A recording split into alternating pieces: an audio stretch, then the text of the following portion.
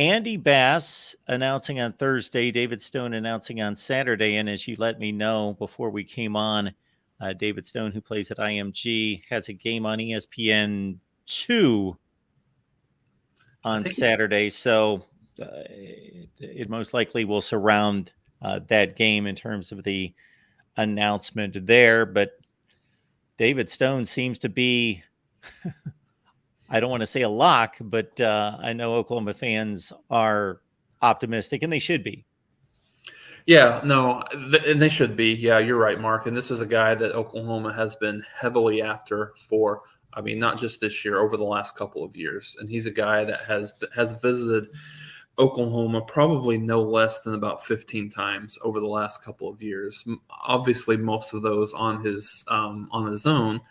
But yeah, I mean, he's a guy that Oklahoma really has to get. I know there's a little bit of a sour taste in most Oklahoma fans' mouth relating to the Nwaneri recruitment and then his eventual commitment to Missouri. But I think, and part of this is PTSD that Oklahoma people have, fans and media and just alike, that have related to Oklahoma's inability to really get any big-time five-star interior defensive lineman. I didn't realize it had been this long, Mark, but I kind of went back and had some discussions. And the last five-star interior defensive lineman that Oklahoma has got was 2009, DeMarcus McFarland in 2009. So it's been 14 years. And so, I mean, I think that is kind of a microcosm of where Oklahoma's defense has been. So in any event, it will be a huge deal one way or the other, right? If Oklahoma is able to secure David Stone, I think there's a little bit of a sense of security with the defensive staff, particularly Todd Bates, on their ability to pull in, big time defensive players, especially coming off the heels of what type of season that Oklahoma had a year ago. Now, if this is a situation where he ends up going to Miami or something like that and falls through the cracks, I think the considerable pressure on Oklahoma to do whatever they can to get some of these big time defensive linemen is going to continue to be a bit of a bugaboo for this team. And what do they do outside of obviously making a difference on the field in terms of how they play defense? What are they able to do in spite of that? So I think it's a big time commitment. I think a lot of folks thought that the Nwaneri commitment was really going to be icing on the cake, so to speak, if Oklahoma was able to secure him. But David Stone all along has been the guy that they have targeted and have looked at. And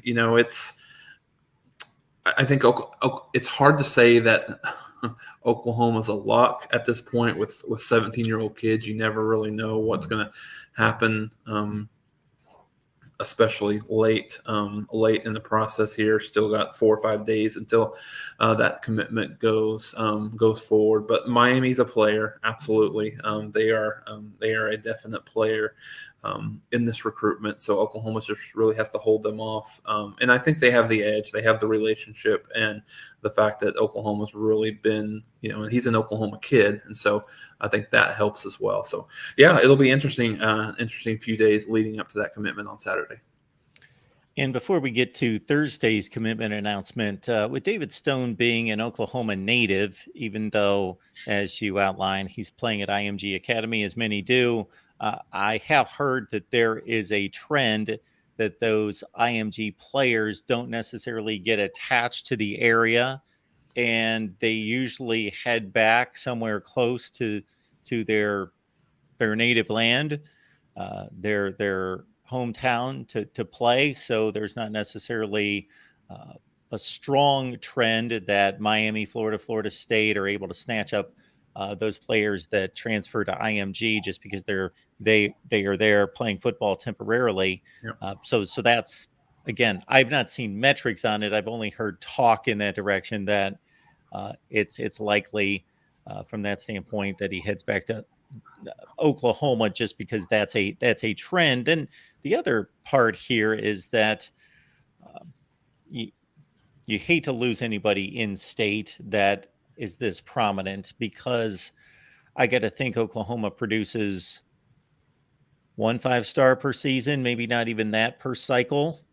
And to let a guy get away that's in state, this isn't Texas, this isn't Florida, California, where there are plenty of guys of this caliber in state.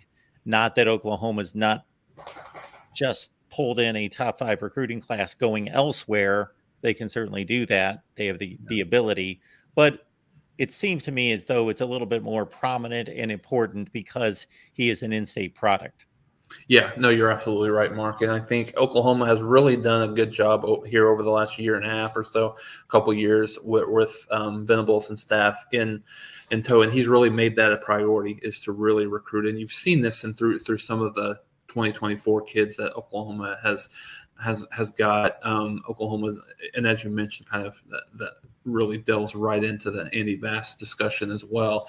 But yeah, they've made it a priority, and I think previously the Riley regime, it really wasn't a priority, and I think to some extent Riley had really alienated himself between some of the Oklahoma high school football head coaches and the Oklahoma staff. And so, you've seen a lot of those kids had went elsewhere. And so that's really starting to change a little bit. And so you're absolutely right about that. I think the one thing that you continue to hear about David Stone and his commitment is I think the feeling inside is that he really wants to be Sooner. He really wants to be in Oklahoma. But I think he's got some, as you would expect with a lot of these 17, 18-year-old kids, he's got some influence within his family that really wants him at Miami. So I think, this isn't a Missouri situation in terms of somewhere a team like Miami is going to give him an astronomical NIL deal that Oklahoma can't compete with. I think that kind of the NIL situation's a little bit different, but Mark, if mom wants you to go to Miami, it's really, really hard to say, no, I'm going to Oklahoma. So I think that's going to be, that's where the rubber meets the road. And I'm sure just like with Nwaneri, there will be a late minute pitch by both Oklahoma and Miami. Michigan State's in it to a certain degree. I don't think they're a real player in it. So I do think it's really between Oklahoma and Miami. The people, most of the national people and most of the local people still think Oklahoma is in the lead by a decent margin, but as we've seen, that could certainly change things.